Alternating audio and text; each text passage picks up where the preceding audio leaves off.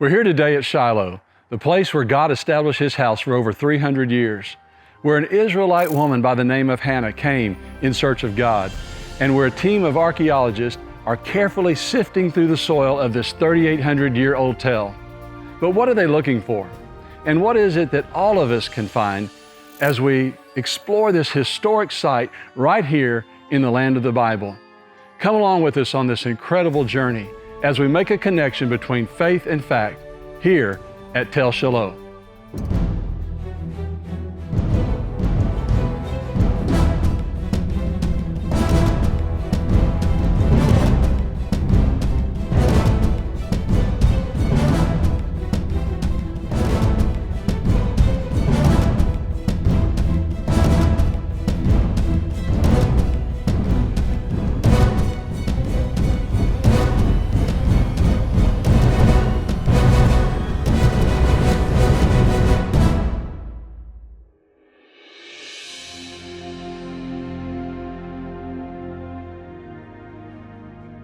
Shiloh lies at the heart of the Israelite territory and was eventually allotted to the tribe of Ephraim.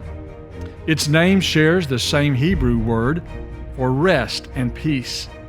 And this name is very befitting of the place when one considers that its location lies at the northern end of a fertile valley and southwest of a spring and beautiful creek bed.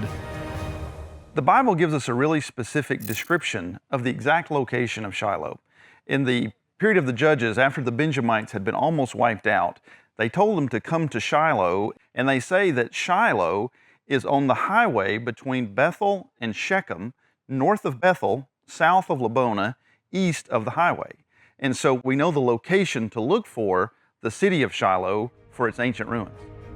While Shiloh was removed some 22 miles from the main international trade route, it was nevertheless accessible to local inhabitants and traders, and also to Jewish worshipers like Elkanah and Hannah, who year after year made the short pilgrimage from Ramah to Shiloh to offer their sacrifices and celebrate their feast.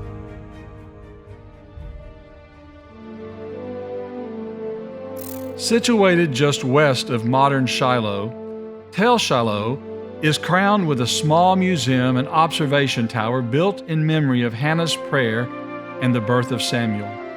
Scattered across the Tel are the scars of several explorations and 3 major archaeological excavations.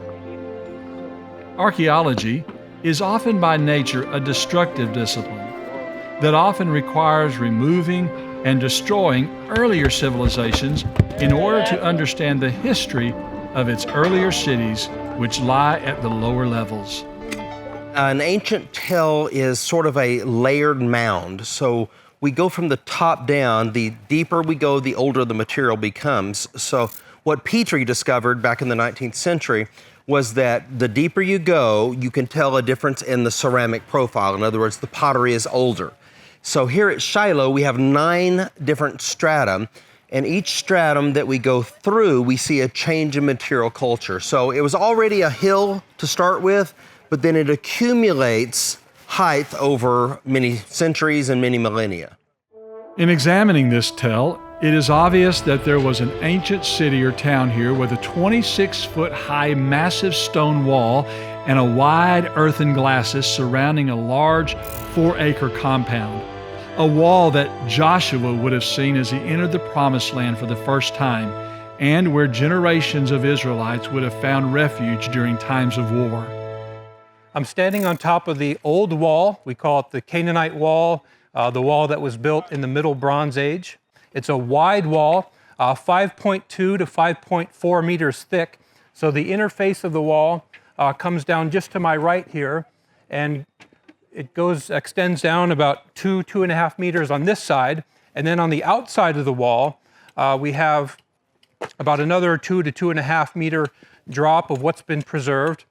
So at some point on top of this stone, there was another span of the defensive structure that was mud brick that had eventually collapsed, and then the mud brick would deteriorate over time.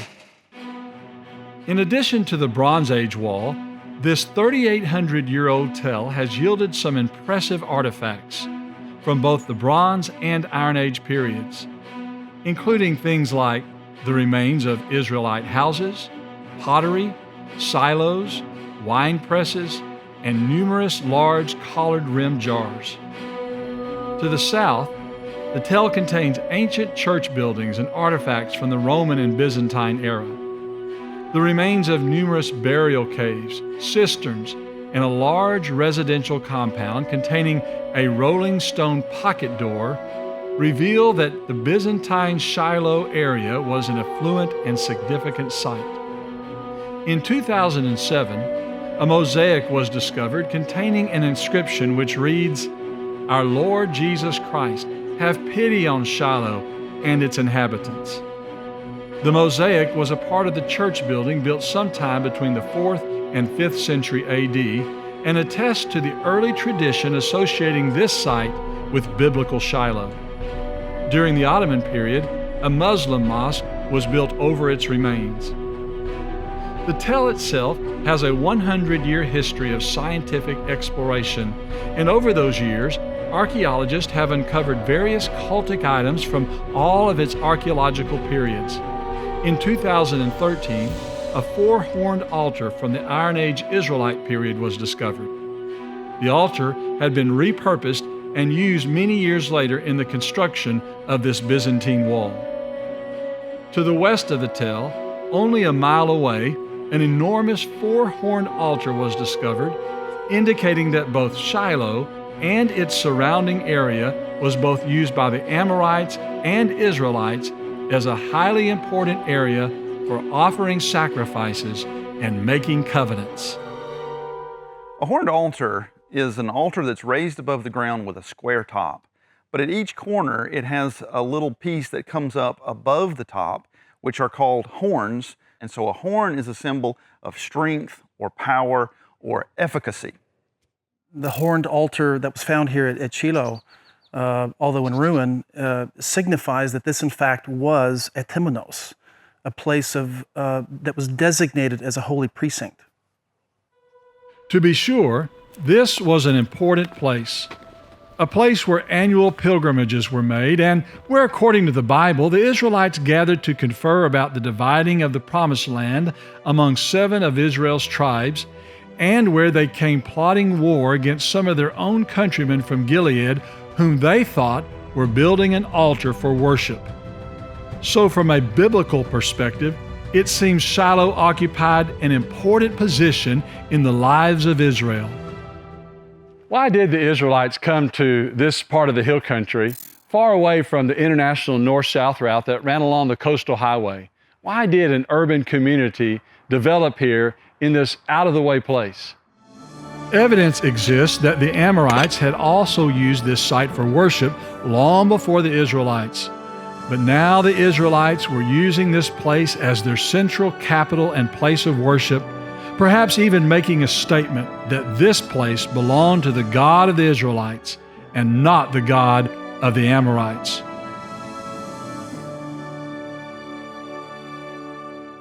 After the Exodus and prior to the settlement period, the children of Israel wandered in the wilderness for 40 years. And as they did, they erected a tabernacle where God's presence could be found and where they could atone for their sins. It was also called the Tent of Meeting. And at the Tent of Meeting, the Israelites came to find the favor and blessings of God. The tabernacle is located in the center of the Israelite tribes where everyone could see it and could see the visible manifestations of God's presence. I don't think words can describe the excitement and wonder the average Israelite must have felt being near the tabernacle. Because God's Tent of Meeting was located so near to her town, a broken-hearted and distraught woman by the name of Hannah came here looking for help from God. The Bible says she was childless and was deeply distressed and wept bitterly in her soul. Anyone who has ever known the emotional yearnings of a woman wanting to have a child but is physically unable to can certainly identify with her pain. Stricken with such grief, Hannah made her way to the tabernacle in Shiloh and with many tears offered up her prayer to the Lord and made a vow that if God would give her a child, that she would give him unto the Lord all the days of his life. The Bible indicates that she pleaded with God somewhere near the doorpost of the tabernacle. But where? Where would Hannah have prayed? In recent years, others have come here with similar requests, longing to be heard by God, longing to have children of their own, longing to be near the place where Hannah offered her prayer. Now, where did Hannah pray? This is a good question. If that depends on where the tabernacle was. She was probably very close to where we're standing right now. Whether it was on the summit or the northern platform or right here, we're within a few yards of where Hannah connected with God. And that's like a nexus, something there was this desperate prayer, and then there was this answer to prayer. And so when we're working here, it's awesome. You're thinking Hannah, Joshua, Elkanah, Eli, these are the type of people who were here. If material evidence does exist for the tabernacle, where should archaeologists begin looking for it? Where exactly was the tabernacle located? Where was it that Hannah went to pray asking for a child? And where was it that Eli was sitting when he observed Hannah praying? Today, there are at least three major views. The first option was presented by explorer Charles Wilson, who studied the site in 1866 and noticed to the north of the tell a worked bedrock scarp platform whose dimensions closely resembled the dimensions of the tabernacle as given in the Bible. And it had an alignment that is situated in an east-west direction, which meets the requirement of Exodus 26:22. Well, the northern platform has been popular since 1866. It was Wilson who noticed the dimensions of the quarry. It's really a rock quarry, and that's why it's rectangular. But he noticed that there were what we would call cup marks or indentations in the bedrock, surmising from that these were to support the posts of the tabernacle. And I cannot disprove that. However, I have found cup marks at every site that I've ever excavated. And so when you get to bedrock, I'm not sure why, but you find these everywhere. And that certainly doesn't mean that the tabernacle was all over the country. So in my mind, that's not a strong line of evidence. A second option for the location of the tabernacle is at the summit of the tell, which was partially excavated by Israel Finkelstein in the early 1980s. Though Finkelstein concluded that no evidence was discovered which would fit the biblical record, this location is still considered a viable location given historical precedent for a worship shrine to be positioned near the center of the city as they were at Megiddo and Tel Arad.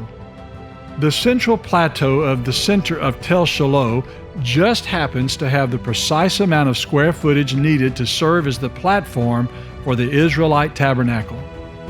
Adding weight to this option is the nearby existence of numerous ancient storage facilities, Iron Age pillared courtyard buildings, and silos, all of which contained huge quantities of both small and large pottery containers and numerous cultic remains, and, according to Finkelstein, the richest ever discovered in Israel.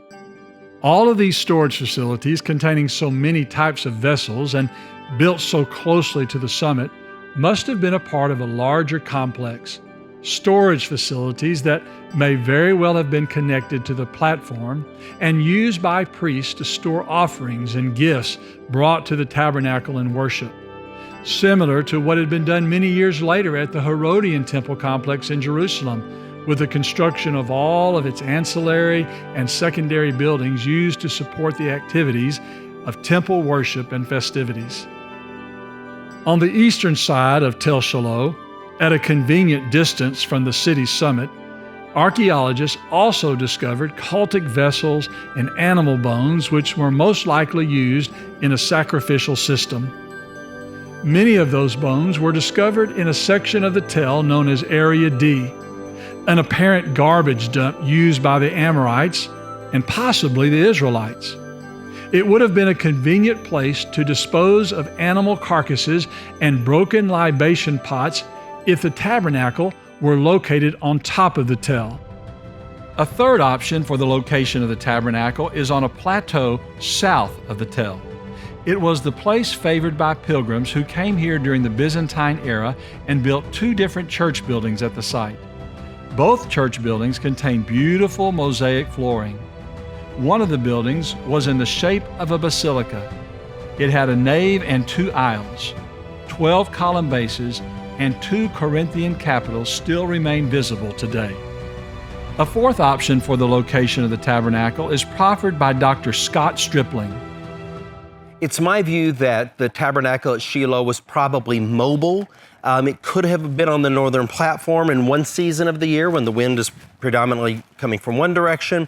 It could have been on the summit in another part of the year. It could have been on the southern approach a different time. Could have been right here where we're standing and excavating in another time. If I'm right, John, then all of Shiloh is sacred. It's not just can we find the spot of the tabernacle. The whole area is a temenos. It's sacred. And the verse of scripture that comes to my mind is Psalm 102:14. Blessed are those who love your dust and cherish your stones. And so as my team works here and a hot day like this, what motivates us is knowing that this is sacred soil that we're working in. If in fact the tabernacle moved around to different locations over its 300-year period right here at Tel Shiloh, it's conceivable that some type of evidence ought to have been discovered by now. Indeed, as of 2019, some wonderful things have been discovered, even some right down here below this hill. For only a few short seasons now, the Associates for Biblical Research have been carefully excavating at Shiloh, searching for where the tabernacle might have been situated and looking for any clues that might elucidate the history of this storied site. Not only are they systematically exposing the Canaanite wall that enshrined the city, they are also carefully examining on a daily basis thousands of pieces of pottery to not only assist in determining what civilizations inhabited the various stratum of the Tel, but also to see if some type of Hebraic inscription might remain which could verify what the Bible says about an Israelite occupation at the site during the Bronze Age period. We would expect with the priests to be there and the intelligentsia of Israel there during the period of the Judges, we'd expect to see some form of the written language in inscriptions or in writings. And of course, if there's writing on stone, if there's writing on pottery or other hard materials, then we should be able to have some kind of expression of that. And we should be able to see evidence that Israelites were there. Analyzing potsherds and other material remains to determine the age of the various stratum of the Tel, and to likewise ascertain something about the customs and beliefs of the peoples who lived here, involves a scientific process that begins by peeling away the layers in a systematically determined square, dry sifting through each bucket of debris, and then wet sifting the remains, looking for the tiniest of objects or clues. With nearly every bucket of soil removed, we are learning more and more about the people who lived here. These artifacts are certainly crucial to understanding the history of Shiloh, but Associates for Biblical Research are making some history of their own by using a field multispectral ostraca imager. Using infrared lighting inside a makeshift darkroom, epigraphers are gaining an up-close examination of diagnostic pottery out at the actual excavation site. If this weren't enough, this collaborative team of Bible-believing archaeologists and other scientists are the first outside of Jerusalem to utilize both the dry and wet sifting technology. All of these advancements are yielding some incredible finds. In 2018, an extremely relevant discovery was made which has an important bearing on the historicity of Tel Shiloh and its relationship to the Bible. The discovery occurred when archaeologists were carefully sifting through the excavated material on the north side of the Tel. The discovery was an ornately crafted object made from clay and was in the shape and likeness of a pomegranate. The day we discovered the pomegranate, I took 2 gufas. A gufa is a bucket where we put the soil. So I sifted 2 gufas, and in the second one, the pomegranate appeared. So I got excited. I didn't know what it was at the moment. I cleaned it up with my fingers, and I thought, this is something special.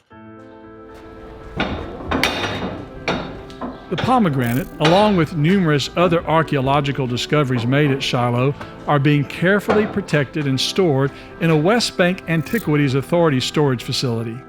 This is what we want right here. And so you can see the various objects that we have, an axe head, a sling stone, jewelry, beads, just all different types of objects. And here is what we're looking for, our pomegranate, which was one of the top finds in Israel this last year. And here is the actual pomegranate. And as I take it out, you can see that it has a hole at the top so that it can be suspended from a stand or perhaps hung from a garment. And we know the weight, the composition of the soil, all the critical data that we need. So altogether it begins to add up and show us a picture of what life was like in antiquity. And interestingly, the pomegranate trees growing here are at this exact stage right now. A pomegranate was one of the 7 fruits of the land of Israel mentioned in Deuteronomy chapter 8, verse 8. It was the only fruit allowed to be symbolized in the tabernacle and was sculpted into the lattice work adorning the temple, 200 of them on each of the 2 pillars guarding its entrance. Similar kinds of ornamentation can be seen in Capernaum, where allegedly 613 were carved into the cornices of the old Byzantine synagogue. The finding of a pomegranate here at Shiloh is extremely important because of the role that the pomegranate played at the worship of the tabernacle. Exodus 28 talks about the high priest's robe, and it says on the hem of the robe, it's supposed to be ringed all around with bells and pomegranates. In fact, it says a bell and then a pomegranate, a bell and then a pomegranate.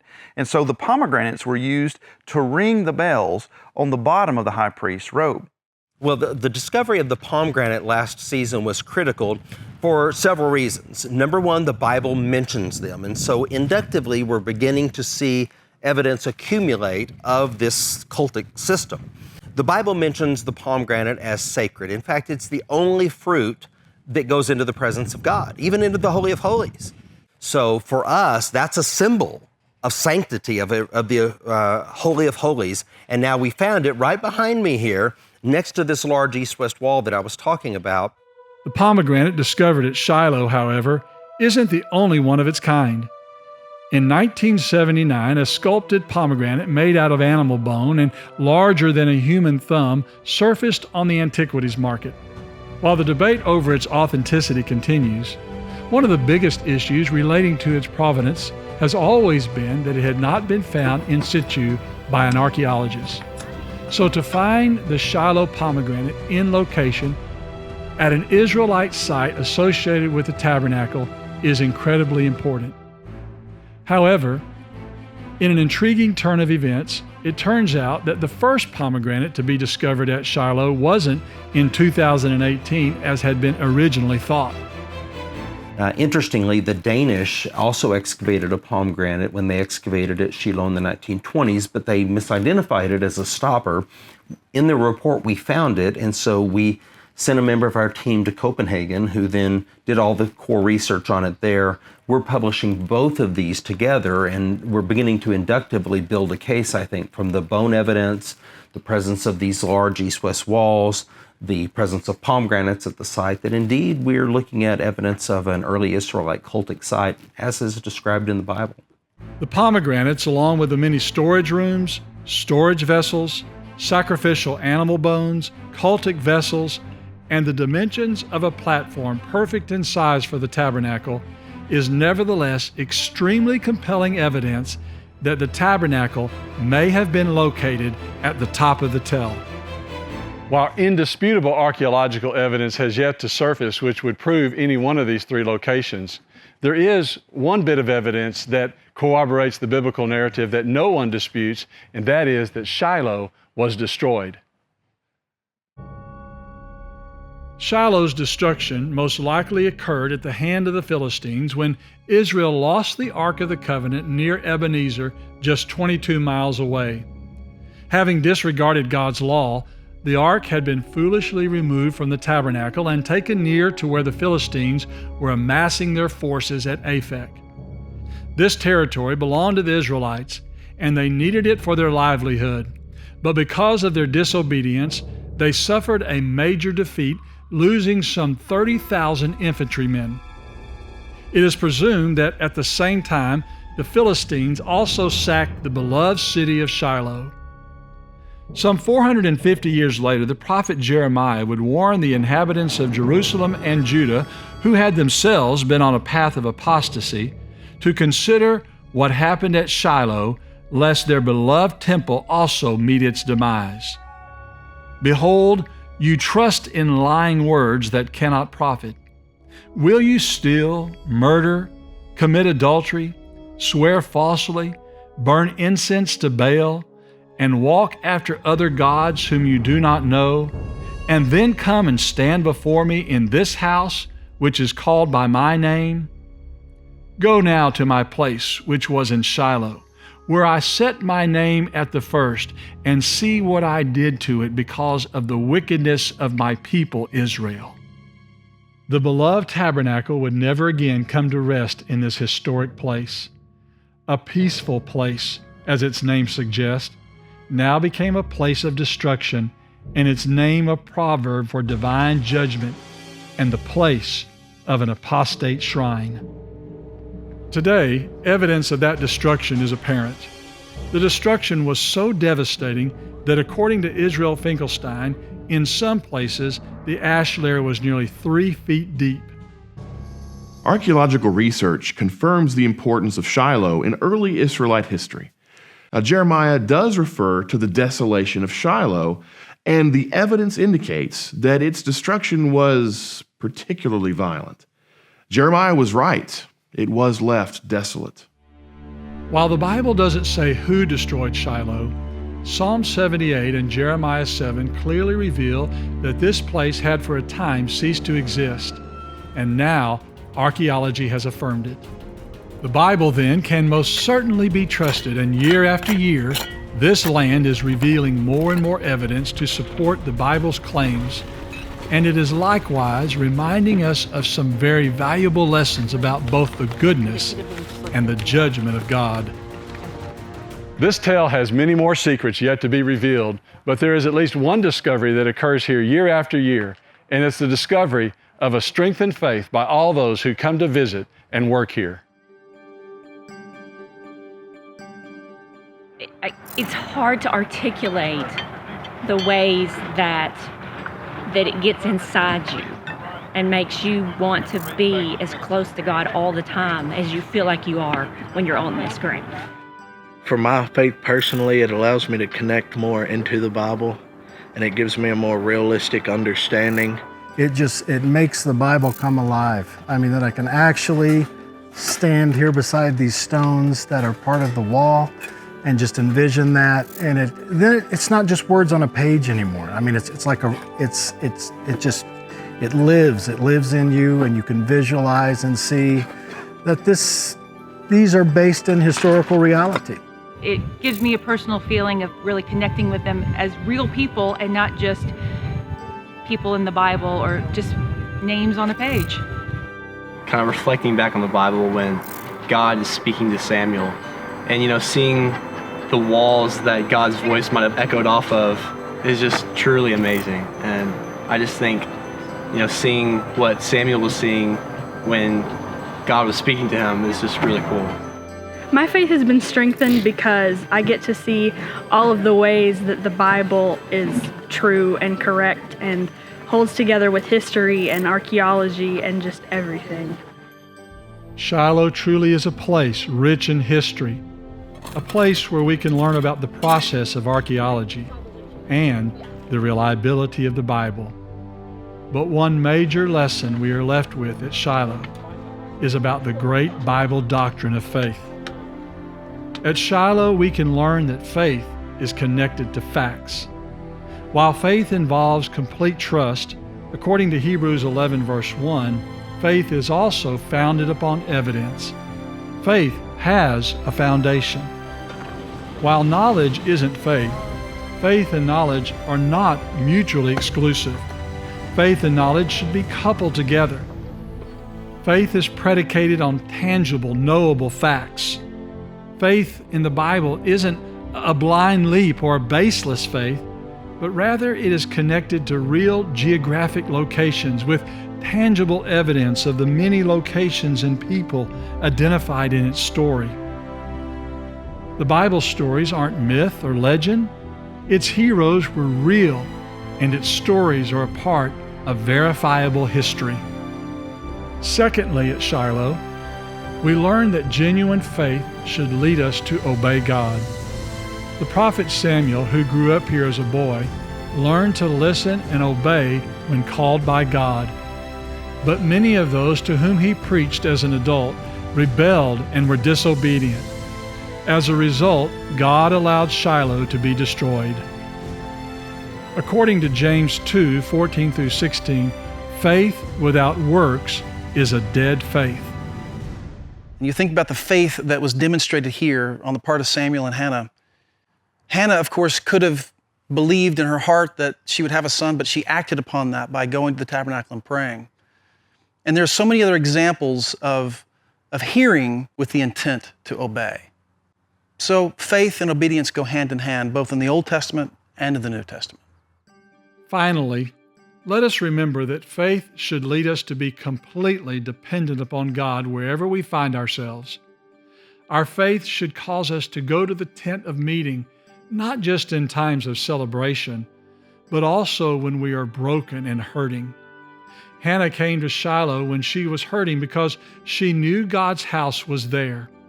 But today, we don't have to go to Shiloh to have our prayers answered, for God can be found wherever we are and in whatever condition we find ourselves. On a hill in Athens, Greece, far away from the hill of Shiloh, the Apostle Paul said, God doesn't dwell in temples made with hands, and that He isn't far from any one of us. To be sure, God can be found here at Shiloh, but He can also be found all over the world, whether we are in the midst of a marital crisis, physical pain, financial ruin, or more importantly, when we are burdened by sin. The God who revealed Himself at this place for over 300 years has fully revealed Himself in the person of Jesus Christ, the Shiloh with whom the scepter will never depart, the Shiloh that can bring everlasting peace and hope. So go now to Shiloh and remember the people who came here and the tabernacle that once stood here and the lesson about faith that can be learned here.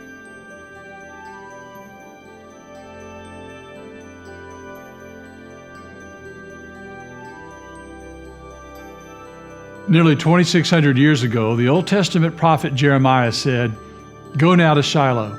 So we did. And our visit there was both faith-building and it was sobering. To stand in the place where God's tabernacle was located and where the Ark of the Covenant once rested really does connect you to history. And it reminds you that the events of the Bible really happened. The places are real. It was here at Shiloh that Hannah came to pray when she poured out her heart to God asking for a son. And it was at Shiloh that the great prophet Samuel was trained. So to walk on the same hallowed ground where our forefathers of faith once walked really does help make the Bible come alive. But on this trip, we didn't just study and we didn't just photograph the site. At Shiloh, we were privileged to help excavate a part of history and to work in an area that hasn't been touched by human hands for nearly 3,000 years. To assist in uncovering a wall from the Bronze Age period, to peer into ancient tombs and to hold ancient pottery in your hands that was last touched by perhaps someone like Samuel or maybe even Hannah, that's awe-inspiring. At an archaeology dig, you literally get to see and touch the history revealed in the Bible, and in the process, you come to better understand the gravity of Scripture. Of course, when Jeremiah said, "Go to Shiloh," he wasn't speaking to me personally, but rather to the nation of Judah who was on the verge of apostasy, and they needed to be reminded that if God allowed the place where his tabernacle once stood to be destroyed, then he would also allow Jerusalem to be destroyed. It's a sober reminder to you and me that God values our faithfulness, that the land he chose, the land that his eyes are on, is not what he loves, it's his people, his church that he loves.